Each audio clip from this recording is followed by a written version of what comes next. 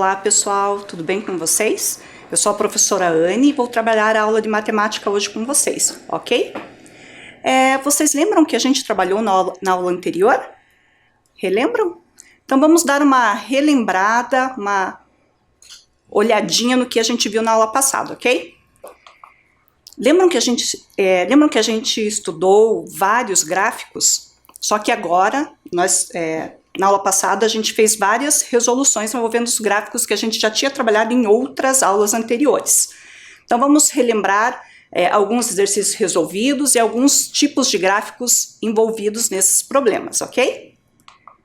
Lembram que a gente resolveu um probleminha que falava sobre a intenção dos votos? Tinham várias questões, vocês responderam, tudo certinho, fizemos a correção, mas vocês lembram que tipo de gráfico é esse? Isso mesmo, gráfico de colunas. Nós vimos também um outro tipo de gráfico nas resoluções que nós fizemos na aula anterior. Lembram desse gráfico? A questão falava sobre a venda de DVDs numa loja online. Esse tipo de gráfico que lembra uma pizza é o gráfico de setores, certo? Nós vimos também um tipo de gráfico que às vezes parece que está tudo certinho, mas a gente às vezes tem que fazer um olhar mais aprofundado, porque senão a gente pode ser enganado por ele. Lembram? Um deles foi esse daí que eu mostrei para vocês na aula anterior. Era um gráfico de colunas, né? Aonde, se a gente não parasse para se deter um pouquinho mais atentamente, a gente poderia ser facilmente confundido ou enganado. Vejam lá. Eu coloquei um do lado do outro, um que está feito de forma incorreta e o outro que já foi confeccionado de forma correta. Então vejam ali que o 6,5% a gente deixou na mesma linha para ficar um pouquinho mais fácil de vocês fazerem a correspondência, mas o problema maior dele aí é essa coluna. Vejam a coluna do 6,5% e a coluna do 5,91%. Será que a coluna do 5,91% não deveria ser menor? Então, às vezes a gente olha de forma rápida e às vezes a gente não repara nesses erros, né? Então, essa troca ou essa coluna na altura incorreta faz a gente fazer uma leitura errônea desse gráfico aí de colunas, ok? Ainda sobre os gráficos que podem enganar a gente, ficou para vocês uma tarefinha de casa, lembram? Vamos rever? Então vamos lá.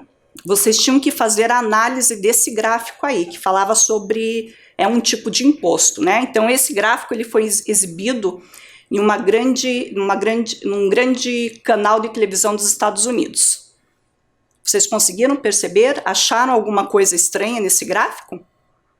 Bom, uma das coisas que a gente pode perceber, fazendo uma análise, é que esse gráfico, lá no eixo vertical, ele não começa do zero. Então, ele pode aparentar que ele tem uma grande diferença apresenta uma grande diferença entre as colunas, mas se a gente olhar atentamente e se a gente ver realmente como esse gráfico deveria ter sido representado, a gente vai perceber que essa diferença entre as colunas não é tão grande não. A diferença é bem pequena. Então olhem lá, nós temos o gráfico que representa ali a coluna dos 35% e a coluna dos 39,6%. Então vejam que agora no eixo vertical ele foi representado corretamente a partir de 0%, né, até chegar lá em 45%. Então agora nós temos condições de verificar que o gráfico anterior ele dava a sensação de que a segunda coluna era muito maior, mas a gente pode perceber que a diferença não é muito grande não. Vamos colocar um gráfico do lado do outro, só para a gente perceber? Então vejam lá, ó. Nós temos o gráfico que induz a gente ao erro, né? O primeiro gráfico que demonstra que há uma grande diferença entre as colunas, entre os números, e a diferença na verdade não é tão grande assim, né? Então vejam no segundo gráfico como ele foi colocado corretamente ali no eixo vertical, começando do zero, que é o que deve ser feito, né? Lembram que a gente fez a construção de um gráfico?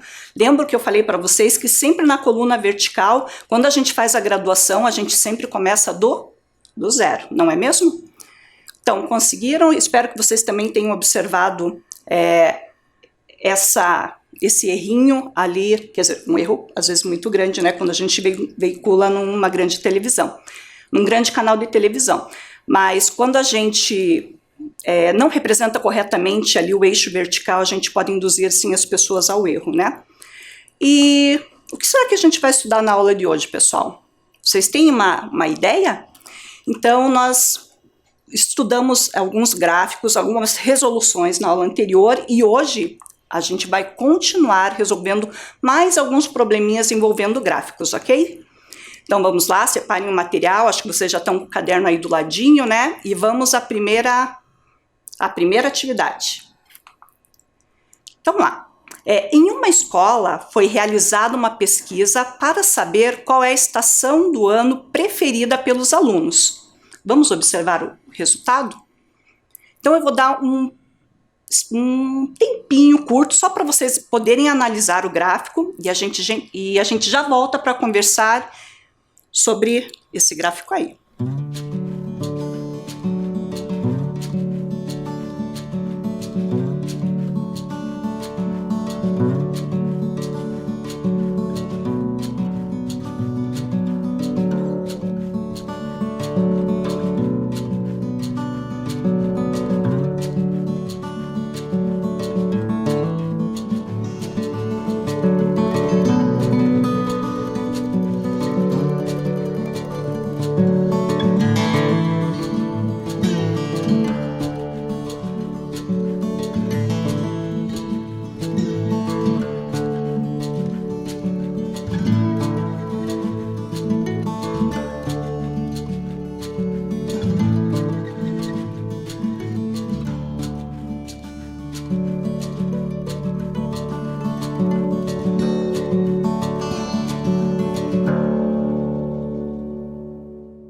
Então, pessoal, fizeram a leitura do gráfico? Esse é aquele gráfico chamado de pictograma. Por que pictograma? Lembram? Por causa dos desenhos. Geralmente, os desenhos utilizados são sugestivos e têm a ver com o tema do gráfico. Por exemplo, ali está falando sobre a estação preferida dos alunos. Então, pegaram como desenho umas carinhas representando os alunos, só que vejam bem, nesse gráfico, cada carinha representa 10 crianças. Então, assim, a gente não pode, por exemplo, fazer essa leitura. 4 alunos preferem o verão. Não. São 4 alunos vezes 10 crianças, certo? São 4 caretinhas vezes 10, porque cada caretinha, cada carinha ali representam 10 crianças. E essa informação vai ser bem importante daqui a pouco, na hora da resolução das atividades propostas, certo? Então vamos ali, ó. Nós temos as 4 estações do ano, né? Primavera, verão, outono e inverno. Então na primavera nós temos 7 carinhas, né, representando cada uma delas 10 crianças. No verão nós temos 4 carinhas, no outono 5 carinhas e no inverno ele está um pouquinho diferente das demais estações. Olhem lá a representação. Nós temos 2 carinhas inteiras e mais a metade de uma carinha, certo? Então lembrando, carinha inteira vale 10 crianças. E a metade da carinha, pessoal, quanto que vale? Se uma inteira vale 10, quer dizer que a metade de uma carinha vai valer a metade de 10, que é 5, certo? Então guardem essa informação que ela vai ser importante para a nossa resolução. Então, vamos à primeira questão. Então, quantos alunos que participaram dessa pesquisa, quantos deles preferem o verão? Vou dar um tempinho para vocês resolverem e a gente já volta com a correção, ok?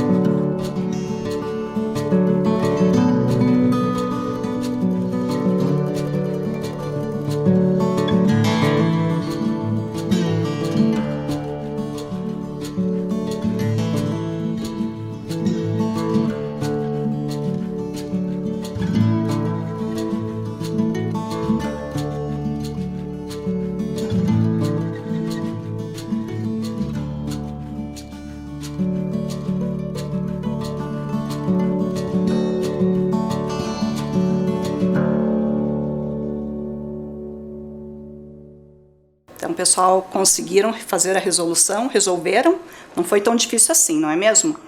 Então, vamos lá. Nós tínhamos que contabilizar quantos alunos preferiram o verão. Então, olha só. Vamos relembrar também, né? Não esquecer e levar em consideração que uma carinha vale 10 crianças, certo? Então, lá no verão, nós tínhamos o desenho de 4 carinhas. Então, lembrando que cada carinha vale 10, então nós vamos ter 10, mais 10, mais 10, mais 10, que totalizam 40 crianças. Esse cálculo, como é de 10 em 10, fica fácil da gente fazer mentalmente, né? Por isso que eu nem montei ali a conta, o algoritmo para a gente fazer a resolução, que é muito mais simples, nesse caso, fazer o cálculo mental, certo? Por acaso alguém usou a multiplicação? É uma outra estratégia de resolução, que às vezes é muito mais rápido, né? Como são 4 carinhas e cada uma vale 10, então a gente faz a multiplicação. 4 vezes 10 e também chegamos ao resultado 40. Então, qual é a nossa resposta? 40 crianças preferem o verão, certo? Vou dar um tempinho bem curtinho para vocês fazerem a correção e a gente já volta.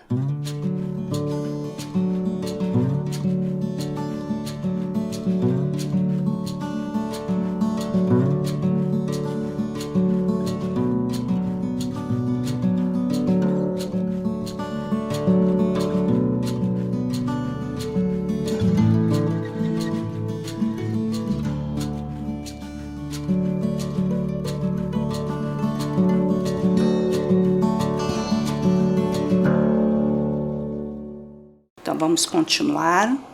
Próxima questão para vocês resolverem. Qual é a estação preferida dos alunos? Essa aí acho que está mais simples do que a primeira. Vou dar um tempinho para vocês fazerem a resolução e a gente já volta.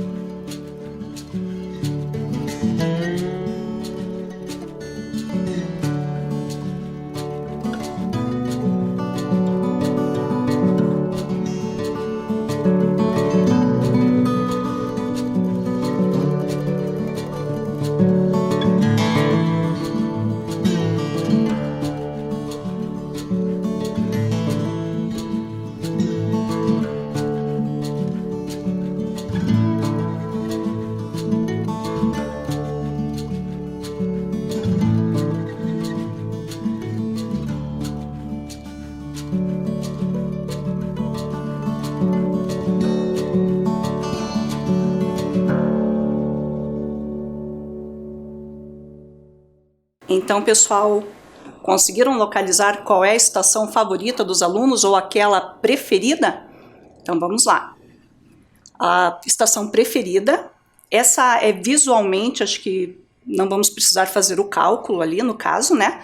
É a primavera. Nós temos ali 7 carinhas. Ele não está perguntando quantos, mas a gente poderia fazer esse cálculo rapidamente, porque quando o cálculo envolve o número 10, fica um pouquinho mais simples. Então, quantos alunos preferiram essa estação primavera? Ali, 7 vezes 10, 70 alunos. Mas a resposta pedia só a estação do ano preferida, então no gráfico a gente pode perceber visualmente que é a primavera. Vamos para a próxima, aqui na tela. Qual foi o total de alunos que participaram da pesquisa? Essa é um pouquinho mais trabalhosa, vou dar um tempinho para vocês resolverem e a gente já volta para conversar.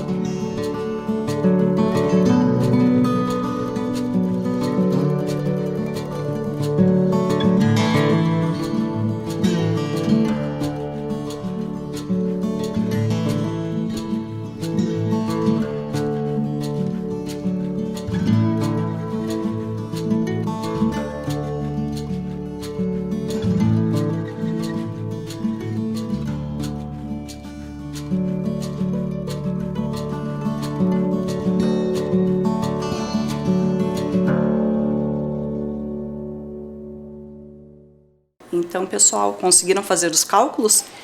Não é difícil, mas é um pouquinho trabalhoso, mas vamos lá.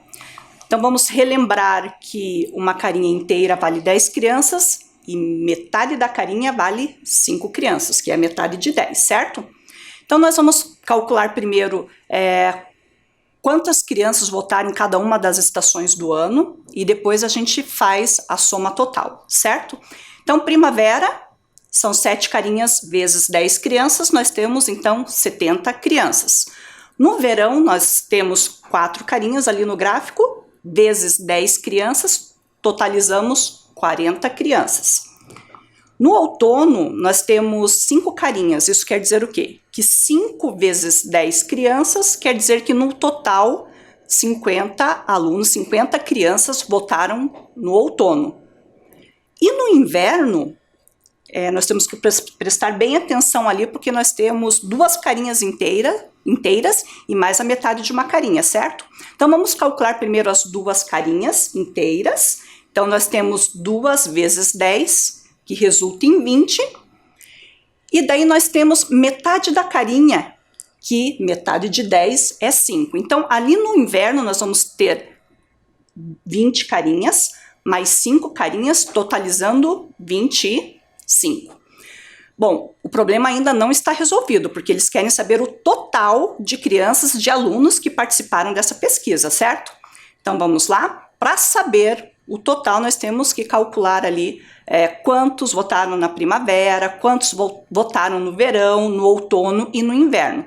Só eu risquei ali o 20, porque o 20 já está contabilizado ali junto com o 5, né? Então, 20 mais 5, 25. Então, fazendo uma adição simples, né? Não sei se vocês conseguiram chegar no mesmo número que eu. Nós chegamos em 185, certo? Lembrando, unidade embaixo de unidade, dezena embaixo de dezena. Porque se a gente não organiza, a gente pode cometer um erro que vai fazer diferença no resultado da nossa operação, certo? Então, vamos lá? Participaram dessa pesquisa 185 crianças. Vou dar um tempinho para vocês fazerem a correção se for necessário, ok? Então, daqui a pouquinho a gente volta com a próxima atividade.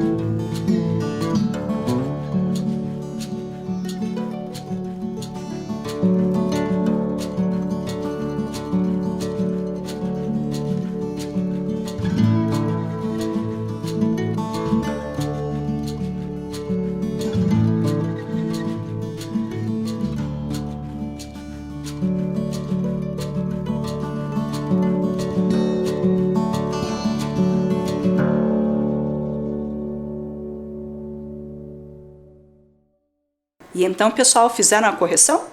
Então, vamos para a próxima atividade, ok? Próxima questão. Então, nós temos aí um gráfico de linhas. Então, vamos observar bem e depois nós vamos responder as questões, ok? Então, o título desse gráfico, vamos ver sobre o que se trata esse gráfico de linhas. Evolução do peso de uma pessoa do nascimento até a maturidade. Então, do nascimento de 0 anos até a maturidade, que no gráfico ali ele considera como 40 anos. Então, nós pegamos ali um homem para representar essa pessoa desde o nascimento até a maturidade. Então, a gente vai ver como é que é a evolução do peso dessa pessoa até os 40 anos de idade, certo? Vou dar um tempinho curtinho só para vocês observarem bem esse gráfico de linhas e a gente já volta com a primeira questão.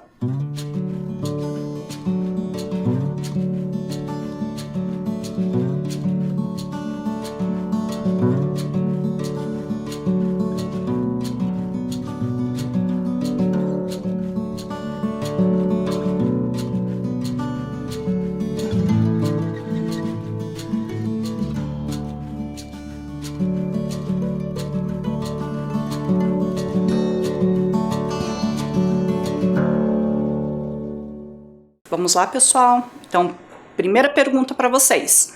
Qual era o peso dele quando tinha 5 anos? 30 segundinhos? Não precisa fazer cálculo, gente, é só observar. A gente já retoma, assim, coisa rápida, já voltamos.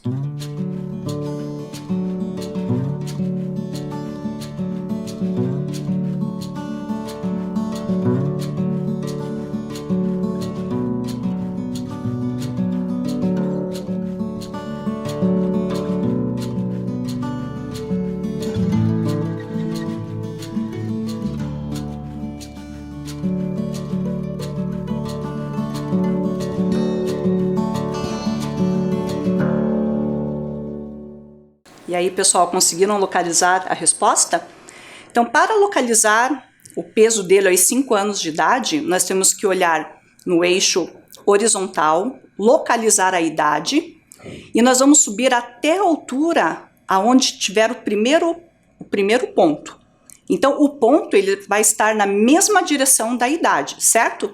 Aí nós vamos fazer, ver até onde vai essa linha de encontro com o eixo vertical, ok? Então, vamos lá. Olha ali, 5 anos de idade, ele vai, se a gente subir perpendicularmente, né, em linha reta, nós vamos encontrar o primeiro ponto, e fazendo uma ligação ali com o eixo vertical, nós vamos encontrar o 21. O que é o 21 do eixo vertical? Então, vejam que lá no final está indicando que é o peso. Isso quer dizer o quê? Que aos 5 anos de idade, o peso dele era de 21 quilogramas, certo? Foi fácil, não é mesmo? Então, vamos à próxima. Então, vamos lá. Qual era o peso dele aos 20 anos de idade? Então, vou dar um tempinho. Essa informação também vocês vão localizar diretamente no gráfico. Então, é rapidinho, hein? Localizem a resposta e a gente já conversa.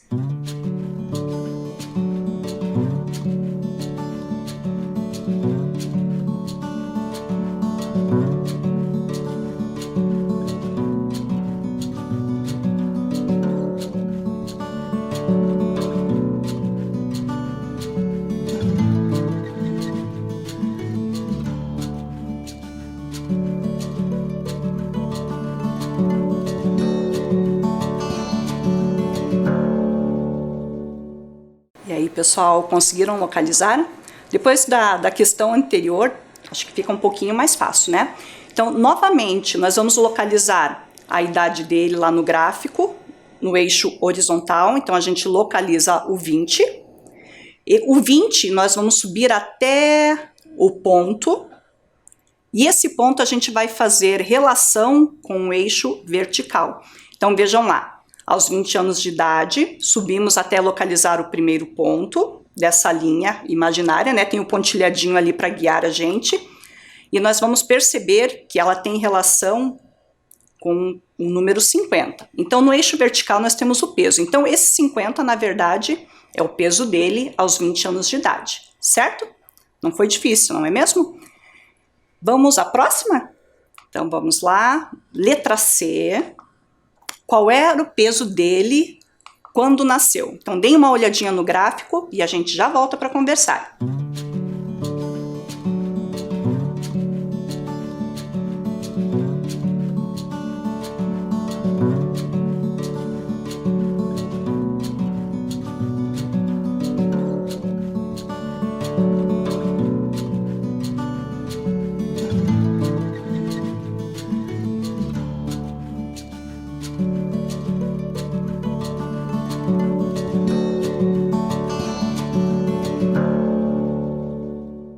E aí, pessoal, localizaram a resposta? Talvez vocês tenham achado alguma coisa meio esquisita, ficaram tentando achar ali o nascimento. O nascimento é o 0, certo? Então, qual a idade dele ao nascimento? 0 anos. O 0 ali não aparece, mas lembram que o 0 é o ponto de encontro dos dois eixos? Então, lá no começo do eixo horizontal, juntamente com o começo do eixo vertical, nós temos o 0. Então, se a gente for lá no eixo horizontal, né, nós vamos subir um pouquinho e vamos localizar qual número? O 3.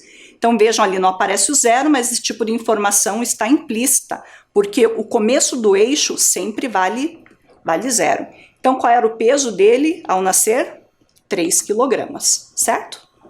Então, espero que vocês tenham acertado e vamos para um próximo desafio, vamos para uma próxima questão, ok? Lembram desse tipo de gráfico? Então, a questão agora vai ser sobre infográfico. Lembram aquele tipo de gráfico que traz várias informações? Ele é bem lúdico, muito colorido, mas ele também tem muitas informações. Então, a gente vai fazer uma atividade para localizar as informações que ele traz. Então, esse gráfico fala sobre a coleta de resíduos no Brasil. Ele vai mostrar para vocês, do total de resíduos coletados diariamente, para onde vai esse lixo, para onde ele é destinado, ok? Só para ilustrar, eu explicar um pouquinho para vocês, ele vai falar ali de aterros sanitários, de aterros controlados e de lixões. Bom, qual é a diferença entre eles? Vou falar rapidinho para vocês, só para vocês não ficarem pensando sobre a diferença entre eles, né? Então, o que é um aterro sanitário? Quando o resíduo vai para um aterro sanitário, quer dizer que o solo está protegido. Então, geralmente, eles usam placas de PVC para que o lixo não contamine o subsolo e nem as nossas águas, ok? Então, a melhor coisa é quando o nosso lixo vai para esse tipo de aterro, né? O aterro sanitário. Já o aterro controlado, ele não é impermeabilizado. Então, ele recebe uma camada de terra, mas mesmo assim, mesmo com essa camada de terra protegendo o solo, ainda o lixo ele consegue poluir o nosso subsolo, ele polui também as nossas águas. Então não é um lugar mais indicado para que o nosso lixo vá. E pior ainda do que o aterro controlado são os lixões. Aí sim, gente, não tem nenhuma camada de terra, não tem PVC, não tem nada protegendo o subsolo, né? Nem o solo, nem a água. Então todo aquele chorume, que é aquela aguinha que escorre do lixo, então ele vai direto para a terra, né? Então contamina mesmo. Então agora vamos às nossas atividades? Então vamos lá. Eu vou resolvendo junto com vocês, para ser um pouquinho mais rápido, né? Eu vou ler com vocês as 3 questões e depois a gente resolve juntos. Pode ser? Então vamos lá. Letra A. Qual é a quantidade de resíduos coletados no Brasil por dia? Certo? Essa informação é direta, ela estava na primeira parte do gráfico, certo? A segunda questão vai pedir para vocês... Essa também é fácil de localizar. Ele quer saber de que ano se referem aos dados apresentados no infográfico. Então, os dados apresentados no infográfico se referem a qual ano? Então, essa também a gente depois vai observar o gráfico e vamos tentar ver em que cantinho foi colocada essa data. E na letra C, mostre que os dados estão representados corretamente no gráfico de setores desse infográfico. Lembram que no gráfico de setores, todas as fatias da pizza, todos os setores têm que somar 100%, certo? Então vamos responder juntos? Então olha só, vamos retomar a letra A. Qual é a quantidade de resíduos coletados no Brasil por dia? Então já dei uma circulada ali. Então são coletados diariamente 195.452 toneladas. Às vezes parece pouco esse número, mas temos que lembrar que 1 tonelada corresponde a 1.000 quilogramas. Então, se a gente multiplicar por 1.000, os 195.452, nós vamos chegar a mais de 190, quer dizer, aproximadamente 196 milhões de quilos por dia, certo? Vamos para a próxima, vamos responder juntas essa também. Os dados apresentados no infográfico se referem a qual ano? Vejam, pessoal, que às vezes a gente não consegue, vai olhar o título, não vai ter essa informação, vai fazer uma análise do infográfico, também não vai achar essa informação. Mas às vezes, e é por isso que todo gráfico tem que ter uma fonte, às vezes a informação está na fonte. Então vejam lá, esses dados referentes a esse infográfico são do ano de 2016. Então tá lá, essa informação está na fonte, certo? Vamos responder juntas a questão C, né? Mostre que os dados estão representados corretamente no gráfico de setores desse infográfico. Então, pegando os dados ali das 2 fatias do gráfico, nós temos 58,4% do lixo que vai para o aterro sanitário, e somando a quantidade dos aterros controlados com lixão, nós temos 41,6%. Fazendo o cálculo rapidamente ali, né, somando décimo com décimo, unidade com unidade, dezena com dezena, nós vamos chegar a 100%. Isso quer dizer o quê? Que está correto, porque a soma das fatias não pode ser nem menos que 100% e nem mais, tem que ser 100%, ok? Vamos para a tarefa de casa? Então, olha só, pessoal, tarefa de casa. Anotem, nós vamos fazer o quê? Nós vamos analisar a tabela e um gráfico. Então, o quadro abaixo e o gráfico se referem à produção de uma fábrica de roupas em um mês. Então, nós temos ali no quadro o tipo de roupas, né? Camisa, saia, casaco, vestido e blusas. E do lado nós temos a coluna do número de peças fabricadas de cada tipo de roupa, certo? Então, eu vou passar as questões, vocês vão ter que analisar, às vezes, os dois ao mesmo tempo. Porque as informações que saem da tabela têm que ter relação com o gráfico, certo? Vou dar um tempinho para vocês analisarem, fazerem a leitura, e eu já volto daí com a primeira questão que vocês deverão resolver de tarefa de casa, ok?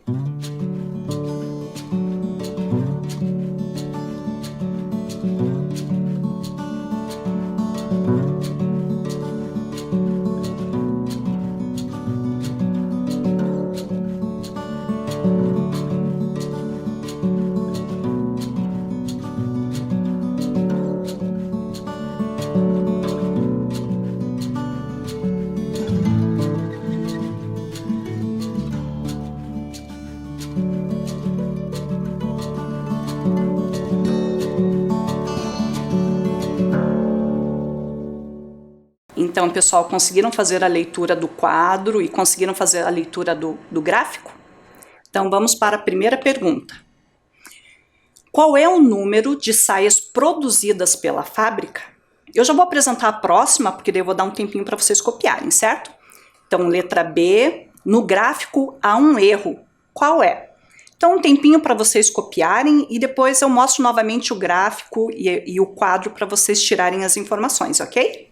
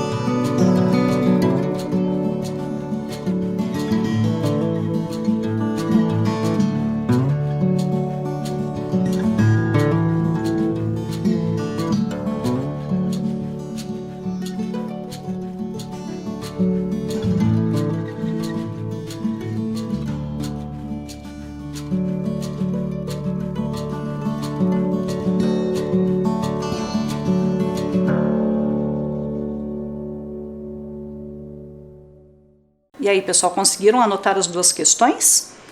Então, vou mostrar novamente o quadro e o gráfico para vocês conseguirem tirar as informações necessárias. Só uma dica, os números que estão no quadro têm que ser os mesmos que estão no gráfico. Então, prestem bastante atenção, ok? Um tempinho para vocês visualizarem novamente.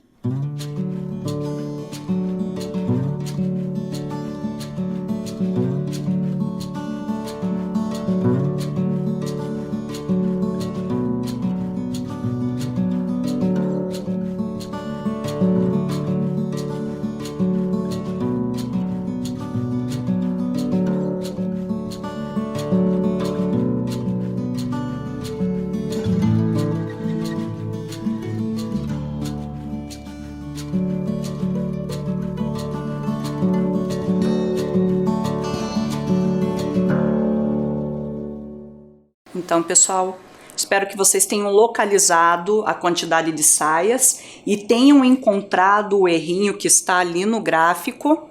Não está difícil. Então, na próxima aula a gente faz a correção e espero vocês. Até logo!